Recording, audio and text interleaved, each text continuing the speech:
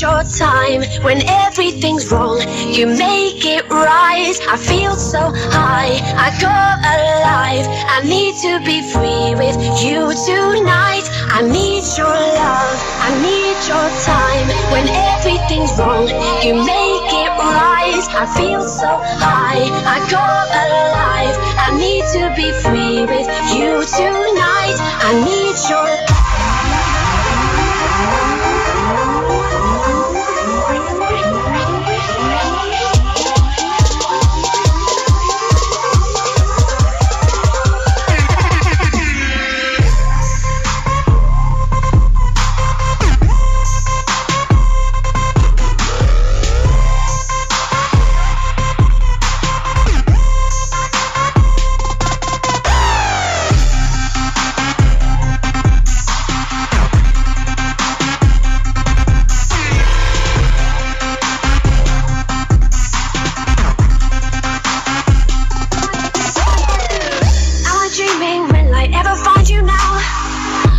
circles, but I'll never figure out what I mean to you.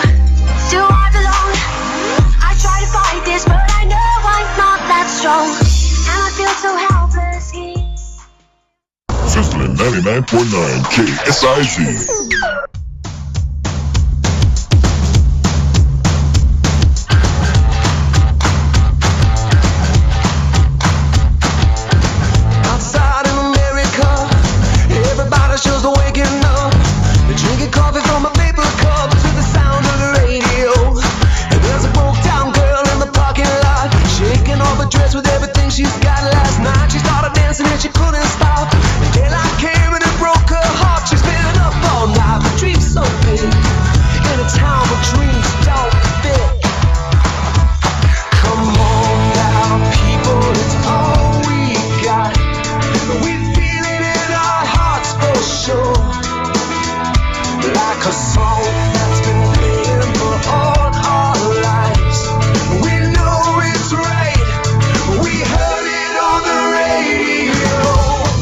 Everyone, welcome to One Girl, Two Cities on Sizzlin 99.9 KSIZ. I'm Laura, and I'm here to tell you about what's going on in the Twin Cities, from concerts to theater to restaurants and everything in between. Got a website you guys can check out. It's onegirl2cities.com, and you can hit me up on Facebook and Twitter through there as well, so please do and say hello. I always like to talk to people. Tonight we've got a good show for you. Jeff, who is one of the owners of Urban Forage Winery and Cider House, will be joining me in the studio very shortly. They've got a lot of cool things going on. They're going to be launching their Kickstarter this coming week, this Friday. They've got a party going on at Zeke's Unchained Animal, so we're going to hear all the details about that. He should be here any minute to join us. And then, we'll find out more details about what they're doing, because they're making wine, and they're making mead, and they're making cider. And I've been told he's going to bring some for me to try tonight, so I'm very excited about that. Zach's producing in the house tonight, like always. Thanks for being here. No problem. Sorry, our show ran late. It's okay. And now your show is running late. Yeah. What do? We don't have anything after this, so we can go till 9 if we want. I'm embarrassed to say I have to go do something with my mother. Aw. She's gonna kill me if I get there late. Uh-oh. Yeah, we don't want that. I know it's not her birthday. You're just hanging out. No, we're gonna take pictures as a family in her bathroom, because she wants to go on one of those home and garden shows. Oh, nice. And try to have the bathroom in her home redone. Oh, well, good luck with that. Because there's no master bedroom in her home. It's just a small bathroom outside of her room. Gotcha. That's a little more than I wanted to share, I think. Yeah, sorry. We'll keep our fingers crossed. I'm going to mute my mic now. No, it's fine. So, tonight we've got some really cool songs. Molly's Worst Enemy is going to be the band that I am playing tonight. We've got 2 songs from them. They just put their album up on Bandcamp yesterday. You can find them at mollysworstenemy.bandcamp.com, just like it sounds. We're going to be playing the first 2 songs off of that album. Go and check it out, because it's really good. They're a cool punk rock band. They do have an album release party coming up this Sunday. So if you guys want to head to Triple Rock, you can check them out. It'll be Sunday the 19th. They are also playing with Infinite Me, Braver, Pierre, Crab Legs, and Township. It's going to be $8 only for, what is that, 6 bands? That's pretty awesome. Doors are at 8 o'clock. Music is at 8:30. I'm hoping to be there, so come hang out with me. The album is called Interlockin'. It's just a few songs. It's only $4. So yeah, go ahead and give them some money and get some cool songs. Hopefully you'll like what you hear tonight.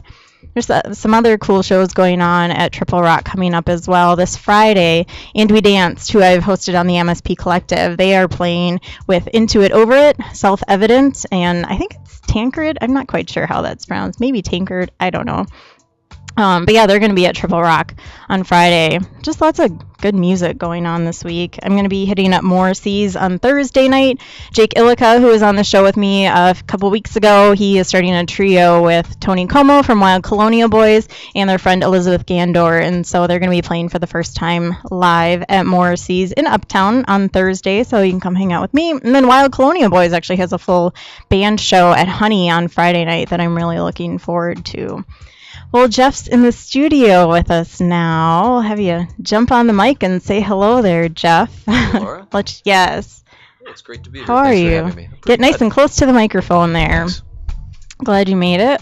Yeah, thanks for joining us tonight. I'm so excited to talk to you. Oh, my pleasure. So, you and your wife, Geeta, own Urban Forage Winery and Cider House. We do. And people can find you at urbanforagewinery.com. Yes. Okay, well, why don't you tell us how you got into making wine and cider and mead? Well, I started a little over 20 years ago. I was a student at the U of M, and like being a freshman in college, wanted to make some alcohol. Heck yeah.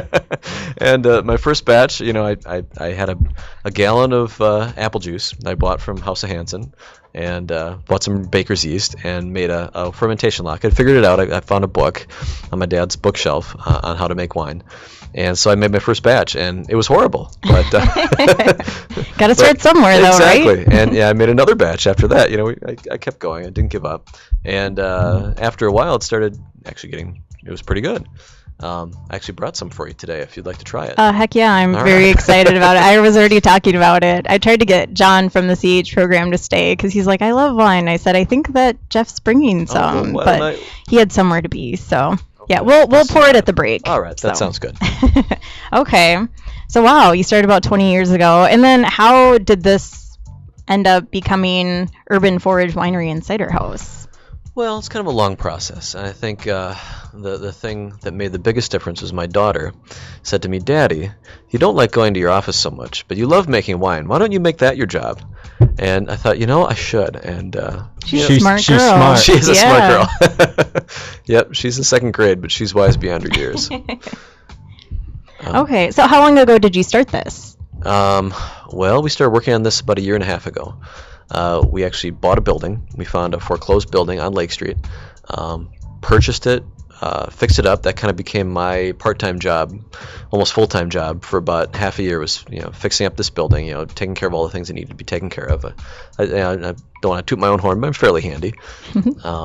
And now we have a building that's fixed up. We've rented out the street level temporarily, and the basement has high ceilings. It's in pretty good shape, and we're turning that into our fermentation studio, if you want to call it that. Very exciting. So Thanks. explain the concept behind Urban Forage and what that means. Well, urban forage means this is the way I've been making wine, for 20 years now, is finding what's in season. Finding what's available locally, what's plentiful, and making wine out of it, or cider, or mead, whatever's plentiful, whatever's available. I just started out. It wasn't this was before being local or using seasonal ingredients was a thing. This was just I could find mulberries. I went to Como Park and I shook trees, put a blanket underneath, and I would harvest 3-4 gallons of mulberries and make mulberry wine that year. Oh my gosh, I love that. Oh, it was fun. I got friends to go with me sometimes. It's kind of a fun evening out, going to the park, shaking some trees, and then a few months later you've got some really good wine. So Yeah. what's there not to like? No kidding. Nothing to complain about there. Yep. And so tell me about like the different alcohols that you make then. Well, I started out with fruit wine, and that includes the dandelion and lilac wine. We'll try later. It could include rhubarb wine. I've made peach wine, kiwi wine. Don't recommend that one. I've tried a bunch of different things. Mulberries are pretty good. Raspberries are fantastic. It makes a wonderful wine. Oh, I bet. I love raspberries, so I feel like I could not like raspberry wine. Anything with raspberries is good. Mm-hmm. And raspberry wine is truly fantastic. And then mead is another thing that I started making more recently, and I've really gotten into. Mead is honey wine. It's honey mixed with water, and I like to add a little bit of citrus and some spices like cloves, and then that's fermented and it turns into a wine. But it's different than a typical wine. It's very warming. It's nice in the winter. It kind of warms you all the way down. And so on a cold January day, mead is the best thing. I think the best drink to have in front of a warm fireplace. It's not just for the Renaissance Fest. It is like for a cold winter's night. That's a good point, because I feel like a lot of people would associate mead with Ren Fest. And they do. And they do. And then the other beverage we're looking at making is cider, apple cider, which is made very simply. It's apples crushed. We harvest the apples. This year we're making a extra large batch. We don't have our license to produce and distribute just yet, but we're scaling up our production, and we're making it in our backyard.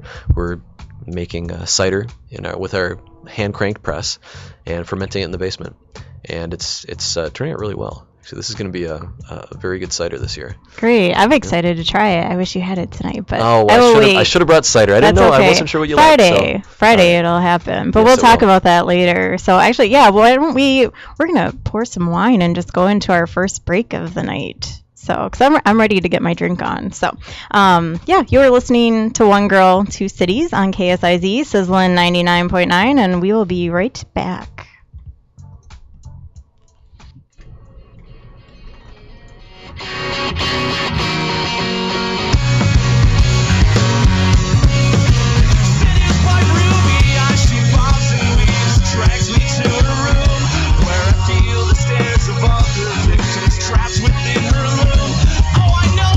She wants from me, chills marrow in my bones, stacks bodies in the corner.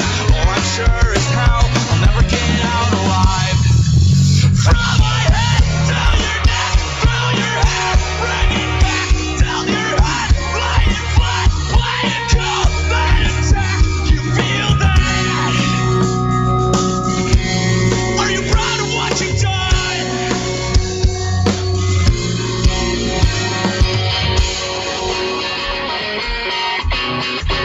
Too blind to notice smoke rise and fall, distract you while I'm gone.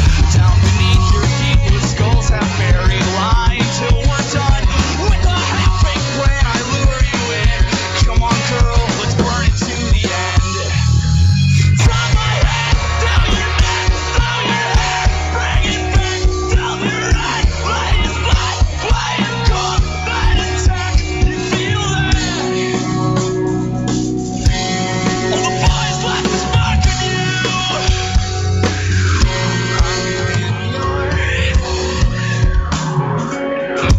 Under your skin,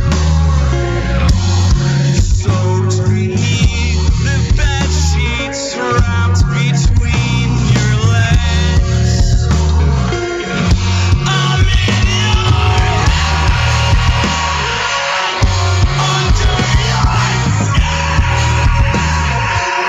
under your soaked beneath the bed sheets, wrapped between your legs.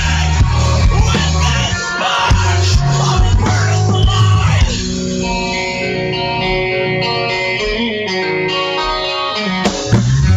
If only a spark could ignite.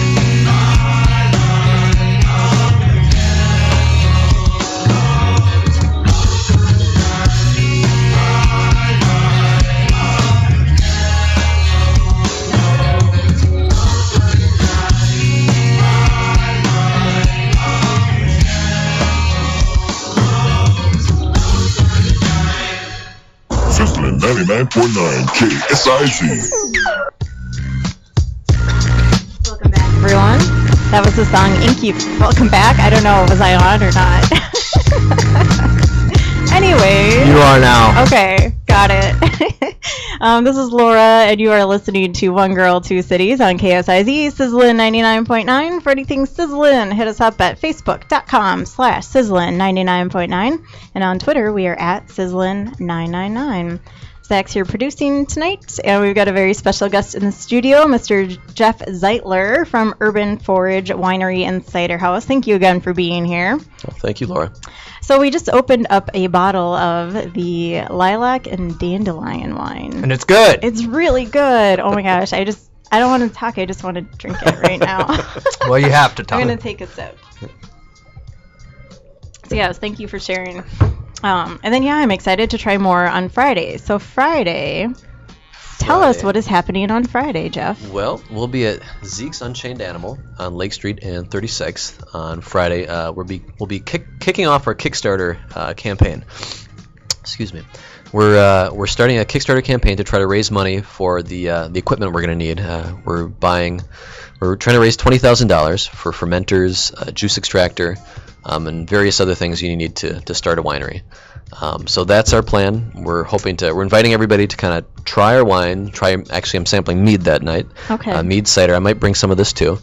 And having appetizers for everybody, and just saying, if you like this, pitch in and help us buy some equipment so we can make 2,000 gallons of this stuff a year. Yeah. Oh my goodness. That'll be fun. I have never been to Zeke's before, but it looks like they have a lot of really amazing food there. It's a good spot. They have not only good food, they have probably the best beer selection, the best Minnesota beer selection of any place I've seen. I was reading that. Yeah, I was very impressed by their Minnesotan craft beer selection. They're really good. I've tried a couple there that I've never seen anywhere before, and maybe I just don't get out enough. But they're very personable folks, and I'm happy to have our event there. It's 5 blocks from where we're going to be on Lake Street, so it's also a chance to walk down to our eventual winery too. We're hoping to do a tour near the end of the event. So. Oh, great! So if you come down, we can walk down the street to the future Urban Forage Winery and Cider House, and take a look at the basement. Very exciting. I will be there just right at the beginning for a little bit, because I have to go to Honey and see my friends in the Wild Colonial Boys play. But I will be there for sure. So sounds good. That's all that matters. How long will the Kickstarter run? The Kickstarter campaign will run from October 17th to November 22nd.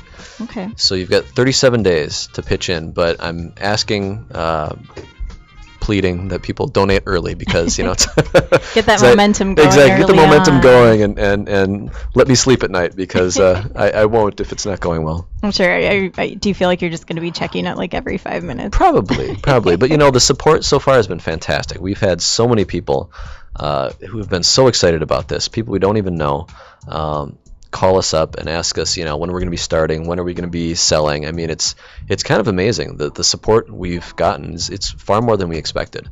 I mean, I enjoy making wine. I like drinking wine. I like making cider and mead. But I didn't know how many other people there were that like these things as well. Yeah. Well, I feel like you're unique in a couple different ways. The fact that you'll be the first winery in Minneapolis, because there's lots of wineries. They've been popping up all over Minnesota because of how the U of M has messed with the grapes to make them more cold resistant and whatnot.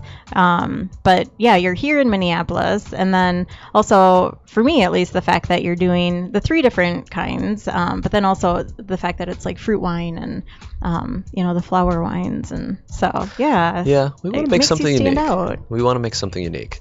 There's a lot of wineries already making great Cabernets and Syrahs and Chardonnays. I feel like California does that really well. There's some Minnesota wineries doing that, really well with Minnesota grapes, but I don't see many people making, really great cider, and definitely not mead. Mead is kind of something that it's hard to find a Minnesota-made mead. There's 1 or 2 that I know of, but they're not easy to find, and I'm looking forward to getting those out there. Yeah, definitely. My friend Chuck, I know, has a mead place that he likes to go to that's like an hour away. Yeah. And so I think once a year or so he'll kind of put out notice, hey, I'm making the trek up there. If anyone wants anything, let me know. Yep. And then he drives up there just for the day and then comes back with, a couple gallons of mead. Yep, exactly. But there's really no reason a winery has to be out, in a rural area. Wineries, historically there were many wineries, pre-Prohibition, many wineries in cities, and post-Prohibition that just hasn't been the case, partly because of the laws, and partly it's just become tradition for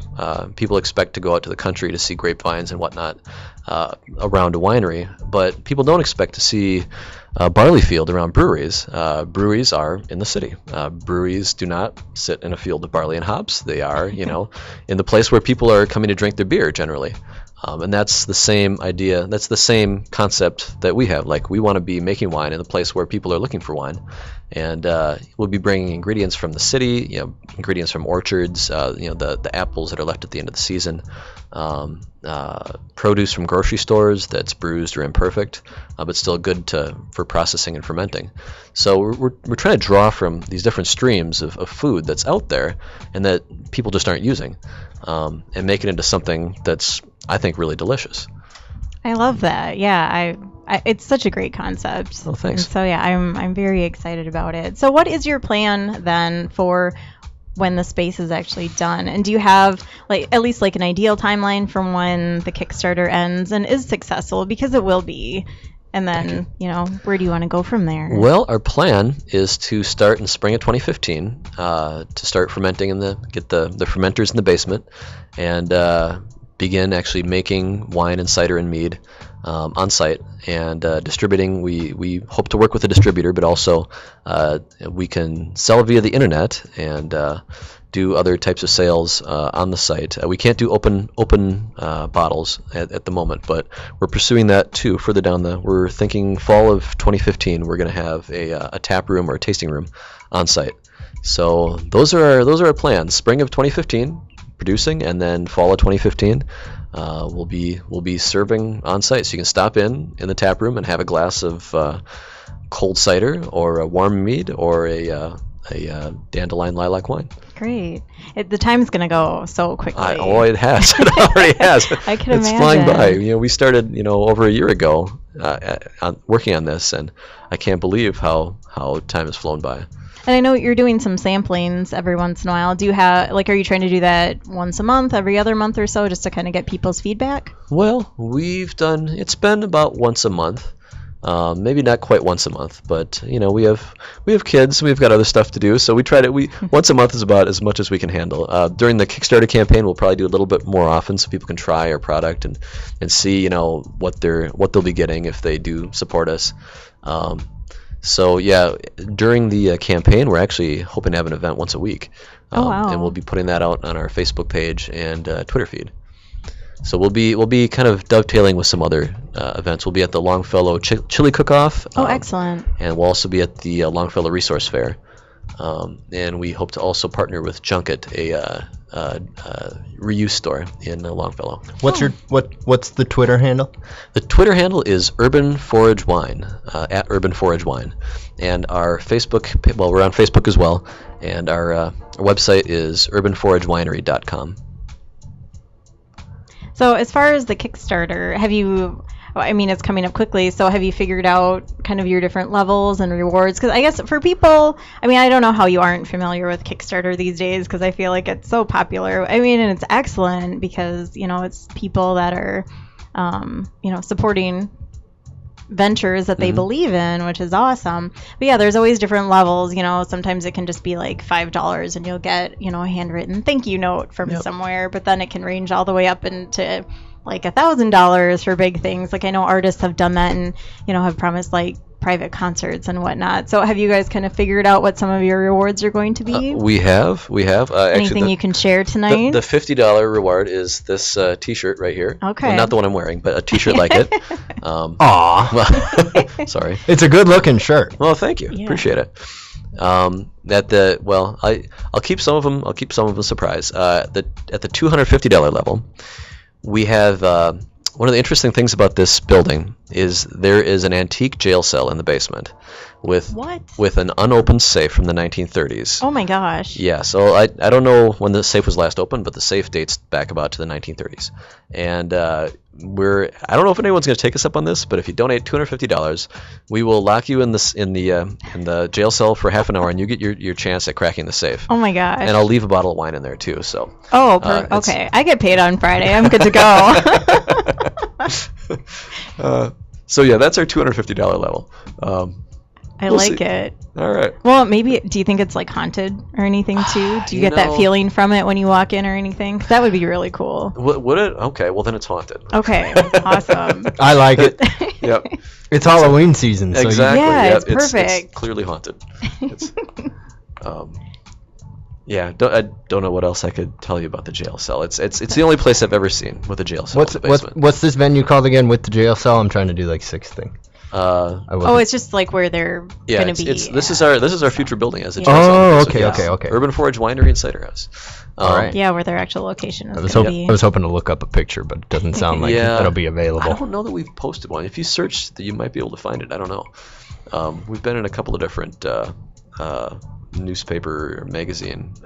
Minneapolis Business Journal. Correct. We've been on the Minneapolis Business Journal. We had an article on there about a month and a half ago. We were in the Line, and we were also in the Longfellow Nokomis Messenger. So thank you for inviting me to be here, because this is You're this welcome. is also wonderful. It's wonderful to be able to talk with you and get the word out there on Sizzlin 99.9. Exactly. I love getting the word out too, because I feel like I've been talking about beer a lot lately, and I try and leave that mostly to Frank, the Minnesota I can Skinny. confirm that she's talked a lot about beer. And I'm trying really hard to like beer, but I still am like, I just want some wine. Yeah, well. So this is perfect, and cider, because I love cider. Yep. Well, you're not alone. There's a lot of people who do, and I also like beer. I have to admit, I do enjoy beer, but I've become more of a cider fan. There are days, a hot summer day, I would like a cold glass of cider, and that is something that I would not have expected, because I was more of a beer guy, but I think cider is definitely my go-to drink now on a hot summer day. Yeah, I don't drink very often. When I do, it is cider. And depending on my mood, sometimes I have Jameson in the cider. Yeah, gives a little. Yes. Yeah, there you go. So, That's the but way to I go. don't drink beer.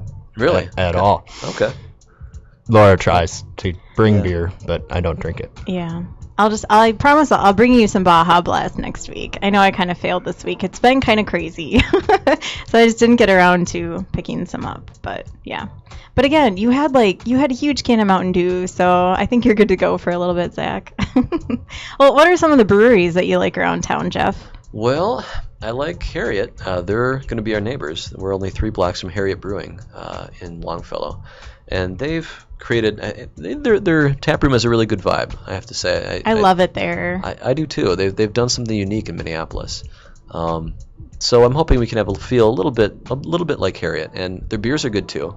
I had the Dark Abbey the last time that I was there. I really enjoyed it. Yeah, they do a very good job, I have to say. Dangerous Man, of course, is good. I like Sweet Child Divine, who's yes, the sweet. And it's not Dangerous Man. It's I think Indeed makes Sweet Child Divine. That's another good one. I usually, when I go to the store, that's often what I get. But I like a lot of the different. I have to say, I love the fact that there's so many microbreweries now in Minneapolis. I think it's fantastic. I agree, because it seems. I mean, they're packed all the time. Yeah, it seems. they Well, we are. should give a little shout out to in my hood, Lynn Lake Brewery just opened last weekend. I hit them up Friday after work, and I mean, by the end of the night, they had a line out the door. Like, the place was packed because people are so excited about a new brewery, and it's in Uptown. That's not. They're not in Northeast, and where some of the other ones are, and I was able to try their amber ale called The Rubbish, and it tastes really good. They've got really cool flight holders too. It's a copper flight holder, and they've got a handle on either end. They're really neat. So next time I go, I'm gonna get a flight just so I can, of course, take a picture of the flight holder and put it on Instagram, and do those kinds of things that I do. Makes sense. So yeah, they have a porter that sounds really good as well, but they were out by the time I got to them on Friday because they had a soft opening Thursday night. So yeah, they were out. I was kind of disappointed, but I I'm had gonna try that. had the same experience. I went to Bauhaus for their Schwantoberfest, and they were out of the dark beer too, and I was pretty disappointed because I wanted to try that. But yeah, I have to say I'm excited to be a part of this. This growing community of independent breweries and distilleries now. I don't know if you've seen some of the distilleries that are now. Yeah, I've been to the Norseman. I did a tour of the Norseman distillery. I mean, it's a small little space, but they're doing some very cool things. I have my friend Sarah, I think, is going to try and organize. You can go there and as like a little team, either of your coworkers or just your friends, and you can help them bottle their stuff. And you can even, put your initials on it, saying that you're the one who bottled it. And so yeah, it's kind of a fun little idea. But yeah, It's sort of like that commercial I've seen for Jim Beam with, I think it's Minka. Is it Minka Kelly? Who's the girl from that '70s show? She puts a Mila Kunis. Mila Kunis. Yeah, I don't know. I don't like celebrities. Basketball players aren't celebrities either. They're athletes. Okay. She brands her initials on some barrel of whiskey in a commercial. Oh, nice. Kind of the same thing. Yeah. I think it is really cool that you do wine and cider, because there is sort of this upsurge of microbreweries and beer, and as somebody who doesn't like beer and who likes ciders, it's like you've captured the niche market that people need, and I think it's a really cool idea that I haven't seen yet. So it's good for you to have gotten on it so early. And you already drank all your wine, Zach, so you must have liked it. Oh dear, All right. Oh, funny. Well, and I know, Jeff, too, you were when we talked on the phone last week, you were telling me more about kind of the natural side of things, like the whole sulfates and whatnot. Yeah. So, why don't you tell us a little bit about that for those that aren't as familiar with, the winemaking process and what goes into it? Sure. Sulfur dioxide is something usually used as a preservative or to kill off the yeast at the end of the winemaking process, and it's something that my first couple of batches. Go ahead. I tried using sulfur. I didn't like it. They say you can't taste it, but I could taste a little bit of it, and it didn't feel right to me. So I tried making it without it, using heat sterilization or other methods methods that didn't include putting some powder in the wine to preserve it, or just to get it ready to bottle. And they turn out fine. This wine we're drinking right now is no sulfates, no potassium sorbate. There's no chemicals added. It's all that went into this wine is a little bit of grape juice, dandelion flowers, just the yellow part of the flowers, cooked down into a sort of a soup of dandelion flowers, and then lilac flowers cooked in as well. A little bit of sugar, and then champagne yeast. That's all there is. I let it ferment for 3 months. Okay, good. I was just going to ask, how long? Yep, 3 months. Okay. Yep. I would have trouble being patient for that long. That is the hardest thing about making wine. In some ways, it's it's easier than beer. Beer, you have to malt your grain and then extract. You have to cool it, extract it, all this kind of stuff. Wine is fairly simple. It's just it takes a long time. It takes at least 3 months to have a wine that's finished and ready to bottle. But it's worth it. Yeah, it's so worth it. Exactly. When a batch of wine completes, is there a best date to drink by? On it, I know before this show we do a basketball related show, and there's a man, Greg Popovich, who coaches the Spurs, and he has said he's a big wine connoisseur, and he has bottles of wine in his little wine cellar that the best date to drink them will be after he dies. Yeah. and he knows that, but he loves wine so much that he has it, so the future generations will be able to drink it. So I was just wondering. That's really cool. I would drink this before you die. Okay. I would recommend, red wines, like your classic kind of red wines, your Cabernets, Merlots, Syrahs. They age very well. They have a lot of tannin, and they you can put them on a shelf for 100 years and they improve. White wines, which is what these are similar to, they're good. Their peak is around 5-10 years. So I would say, I would drink them sooner. I like, this is more of a product that's meant to be consumed fresh. In my mind, I think it's good. 3-6 months after beginning, it's ready to go. It's pretty good. It does improve in the bottle over time. It does, but it's already pretty good.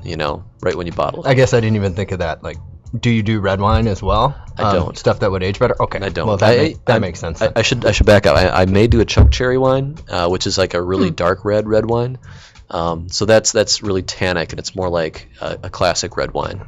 But I don't plan to use grapes any more than I need to. I use a little bit of grape juice for the tartaric acid in this one, and some of the other flower wines because they need it. They don't ferment well enough without a little bit of tartaric acid. But otherwise, no, I avoid grapes because like I said, there's lots of people making good grape wine already. Yeah, white wine's definitely better anyway. So. I agree. I still can't do red. It doesn't sit well with me, and the flavor is usually too strong for me. I stick with the whites typically. It doesn't taste enough like juice in my opinion. And what kind of alcohol content are you getting out of everything that you're making? Good thing to know. Yes, this is a lighter wine. This is about 7.5%. Okay. So this is more of the alcohol content of a strong beer, or like a Riesling. The mead batch I made this fall actually was quite strong. It was about 14.5%. Oh my gosh, I would be on the floor. Well, that's the idea. Yeah. For some folks. But I mean, if you're just drinking it in front of the fireplace in the winter, then yeah, you should just be passed out on the floor. It's meant to be sipped. Yes. It'll warm you all the way down, and it's a great winter warmer, and a little glass of it goes a long way. I don't know what else I can tell you about that. Okay, awesome. We'll see how long it goes. All right. We will be sampling that at Zeke's on Friday. So if you want to try the mead, we'll be breaking open some bottles of it there and giving out little glasses. Perfect. I look forward to it. Well, we're going to head into our next song break of the night. And when we come back, we'll wrap up with a few other things. I saw some really good theater this weekend, so I wanted to touch on that a little bit. And maybe I'll ask Jeff some of his other favorite places around town. So enjoy another song. You are listening to Laura on One Girl, Two Cities on KSIZ, Sizzlin 99.9.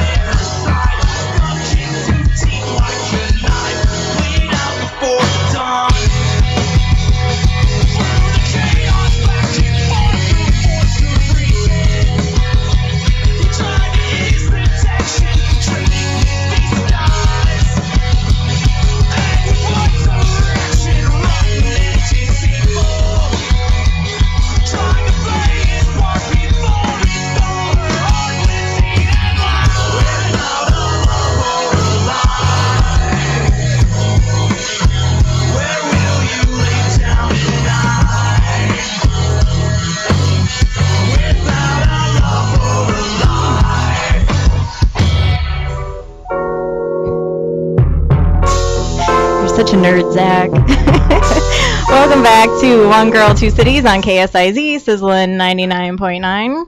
where it's hot in here. It's totally hot in here. Yeah, I might have to take my hoodie off now. I was cold at the beginning, but I think the wine warmed me up. It's sizzling and it's hot in here. Oh, I see what you did there. Duck. Okay, so anyways, the break song was called Succubus, and that is by Molly's Worst Enemy. Like I said, that was Interlockin'. Their EP was just released on Bandcamp yesterday, so go and grab it at mollysworstenemy.bandcamp.com, and then head to Triple Rock this Sunday to see them perform live. They're fantastic in concert. They're really great. Their energy is amazing. They're powerhouses. They're great guys. I got a concert to plug. What are we plugging? Is that okay? Yes, have at it. At the Hat Trick Lounge on Friday in Lower Town, St. Paul. Forever Sometimes, Florence Republic, and Split Mitt. I don't know. Okay. That's it. My buddy Tim is in Forever Sometimes, and I'm gonna be there. So nice. It's where you should be on Friday, unless you have other obligations. I'll be at Honey, singing Wild Colonial Boys. I will represent. Don't forget to stop at Zeke's. Oh my goodness! I know. Are they all in? I'll have to. Yep. No, you're gonna have to swing all around. I'll go. I gotta go there last because I can't. Okay. I'll figure this out. I'll be at Zeke's at 6. Back to your show for the Urban Forage and Kickstarter launch party. But thanks, Laura. anyways, I just remembered over the break that I have a winner from my Facebook thing that I have to announce. So again, Pop Up Minneapolis. We did a show last week that was all about them. It's coming up on October 23rd. It's a Thursday from 4 to 9. It is a fun, free shopping event that takes place at the 514 Studios in Minneapolis. You can find them at popupminneapolis.com. There's 25 local vendors. It's a very cool event. You can start your holiday shopping early or just have a little ladies' night out and enjoy some cocktails.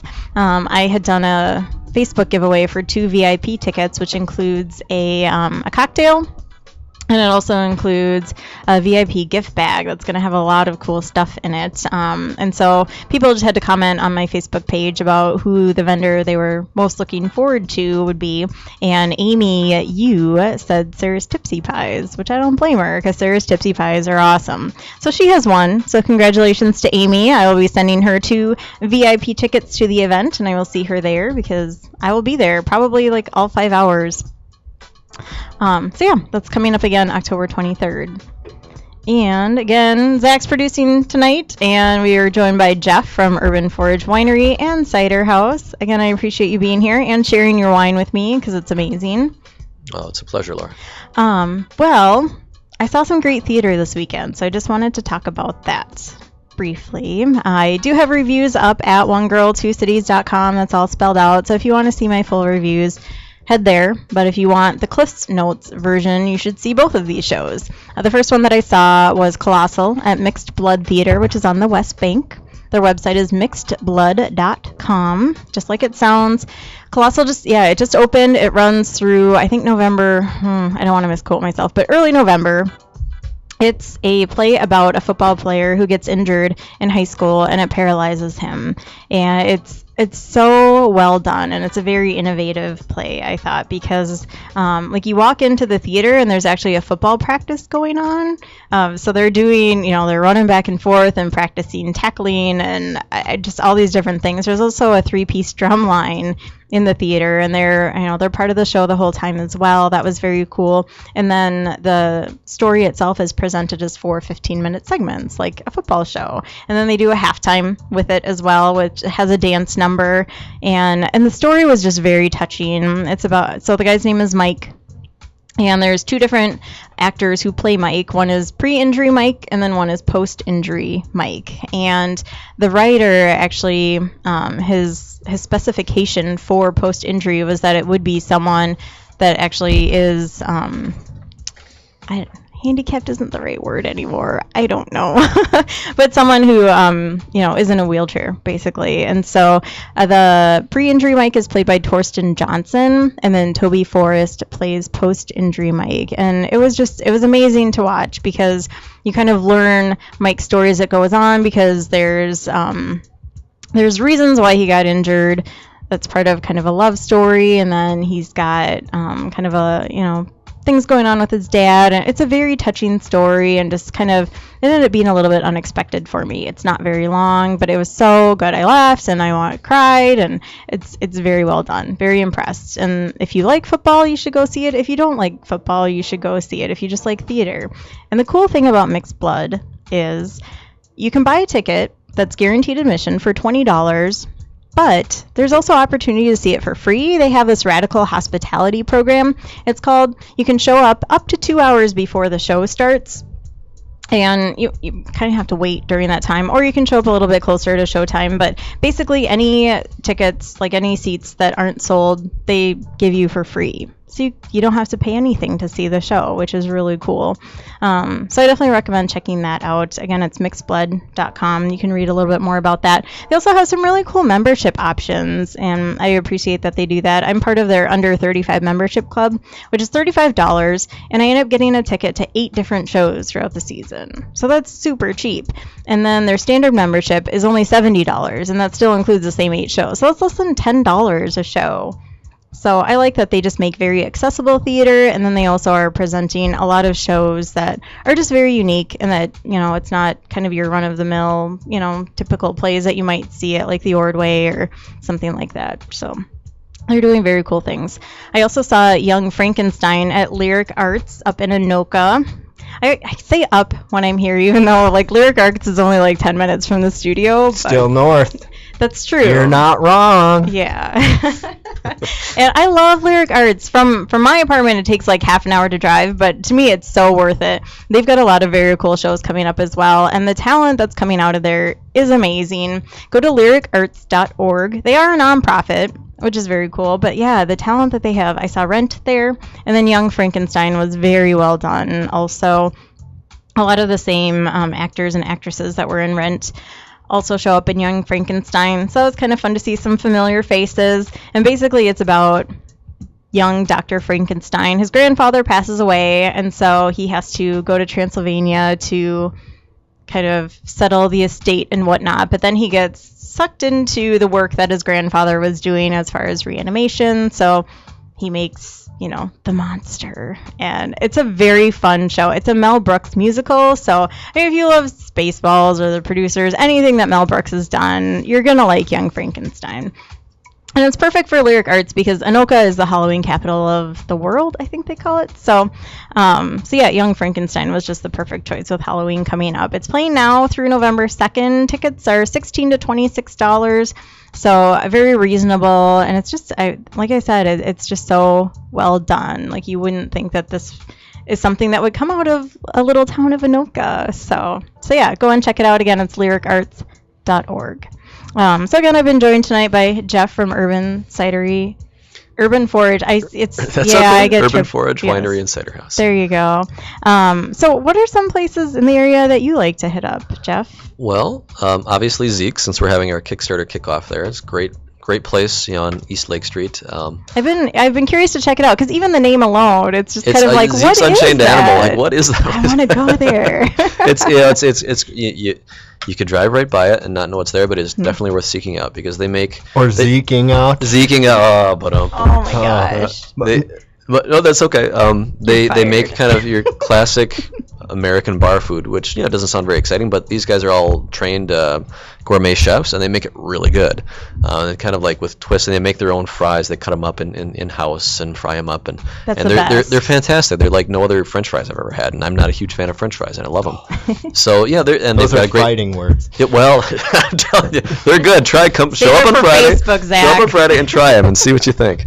But there's that place is good. There's a place in downtown St. Paul that just opened. A couple of young entrepreneurs, I guess, kind of like I guess Gita and myself. I don't know how young we are anymore, but we're still youngish. And they opened the Buttered Tin in Lower Town, St. Paul, and it's fantastic. It's more of a breakfast place, but I'm down then. Oh yeah, they've got walnut banana bread. That's absolutely it's better than anything I've ever had. Like as far as walnut banana bread goes, and that's saying something because I love walnut banana bread. And that would probably pair pretty well with your cider. It would go very well with a sweeter cider or a mead, I would say.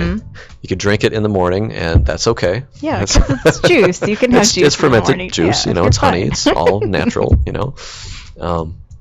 So that's a good My place. rule of thumb usually is if I've been up for 4 hours, then I can probably have some alcohol. So if I wake up at 6, I'm gonna drink at there 10. you go. There you go. Mimosas are a breakfast drink, right? Yeah, for sure.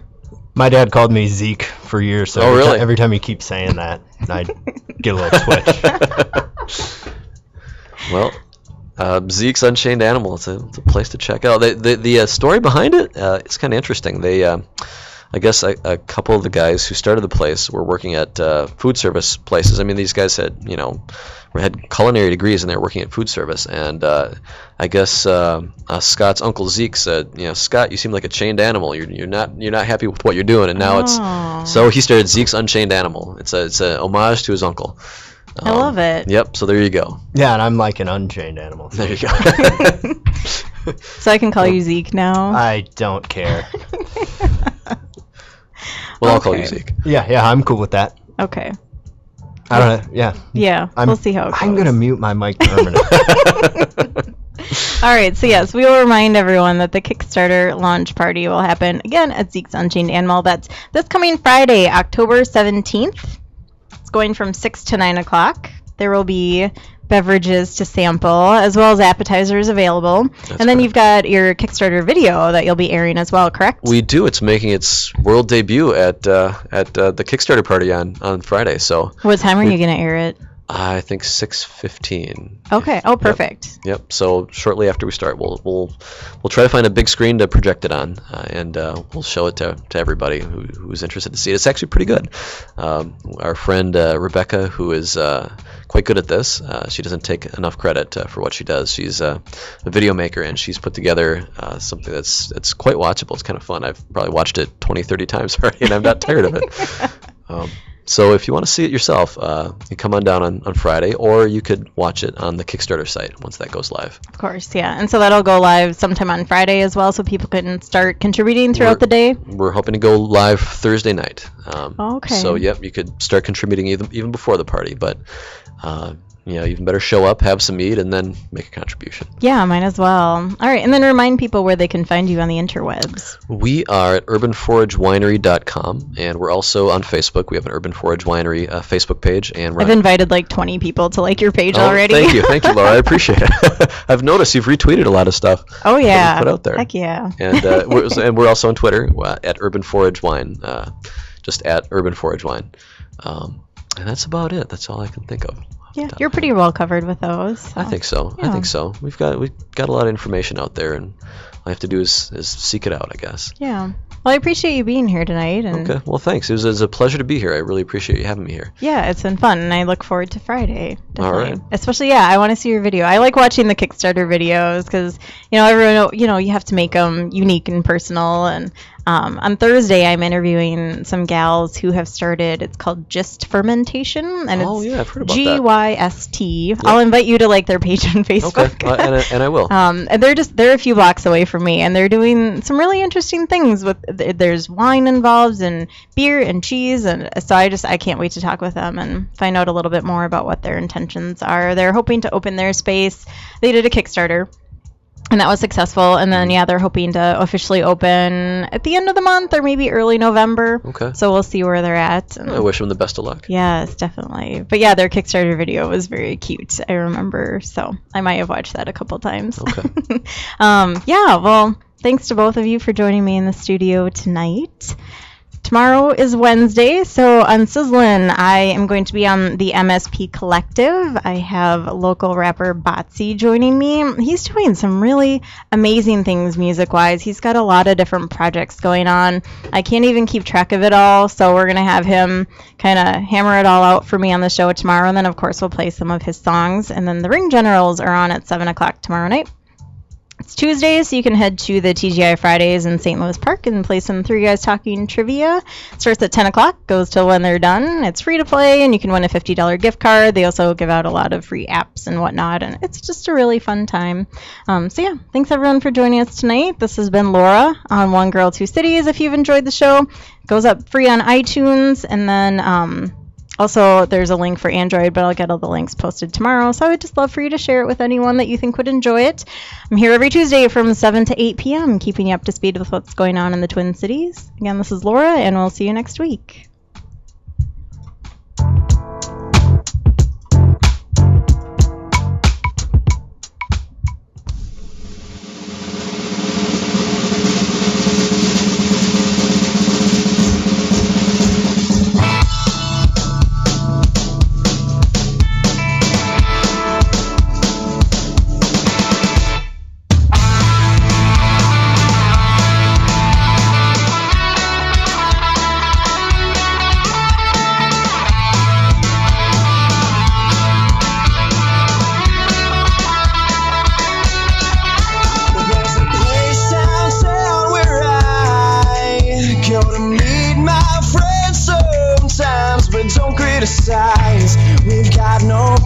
We're stealing your girl just for the night. And we're taking home all your teeth.